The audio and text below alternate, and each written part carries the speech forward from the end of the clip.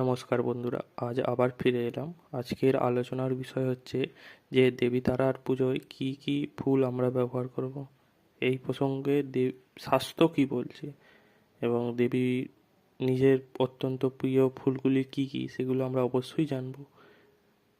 নীলদন্তে শিব বলছেন যে হলুদ টগর, সাদা শ্যাপলা, শ্যাপলা কথার অর্থ হলো শালুক, কালো বর্ণের ফুল নিষিদ্ধ, এই পুষ্প দ্বারা দেবীর পূজা হয় না। শারদ তিলক তন্ত্রে বলছে মলিন, বিবর্ণ, ভূমিতে পড়ে আছে, কৃমি আছে, কীটযুক্ত মানে পোকা আছে, ছেঁড়া, দূষিত, ঘাতযুক্ত পুষ্পের দ্বারা দেবী পূজা হয় না। তেমনি যোগিনী তন্ত্রে আবার বলছে তুলসী, মন্দার, তমাল, কাশ পুষ্পের দ্বারা দেবীর পূজা বা অর্চনা কেউই করবে না। এই পুষ্পগুলি নিষিদ্ধ দেবী পূজার ক্ষেত্রে।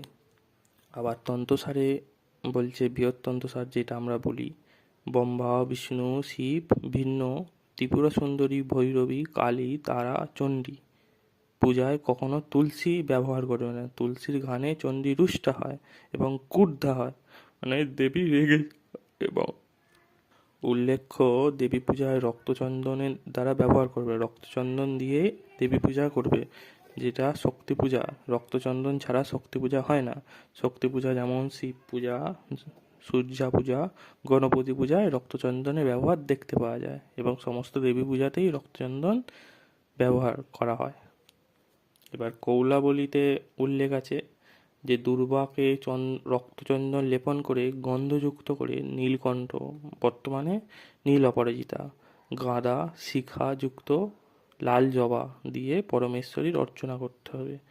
দেবী পূজায় বিশেষত পদ্ম, অবশ্যই সেটা লাল পদ্ম হতে হবে। রক্তকমল যেটা বলছে, সাদা পদ্ম শুধু শরৎকালেই ব্যবহার করা যেতে পারে।